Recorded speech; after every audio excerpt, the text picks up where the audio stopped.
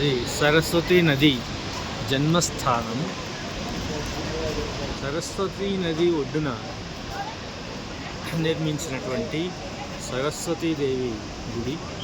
చాలా చక్కని అందమైనటువంటి సరస్వతీదేవి విగ్రహం ఈ గుడిలో ఉంది. పక్కలో ఒక మార్గం ఉంది.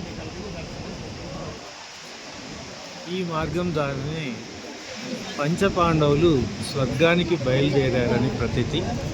అక్కడ విగ్రహాలు కనిపిస్తున్నాయి చూడండి. ధర్మరాజు, భీముడు, అర్జునుడు, నకులుడు, సహదేవుడు మరియు ద్రౌపది ఒక కుక్కతో పాటు స్వర్గానికి ఈ మార్గం నుంచే బయలుదేరారని ప్రతీతి.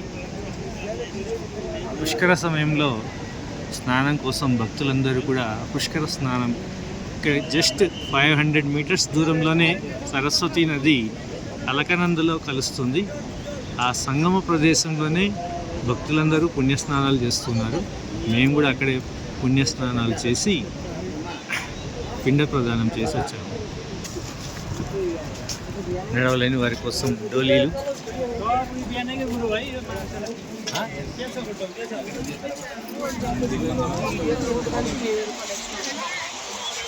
అక్కడ కనిపిస్తున్నది అలకనంద సరస్వతి సంగమ ప్రదేశం.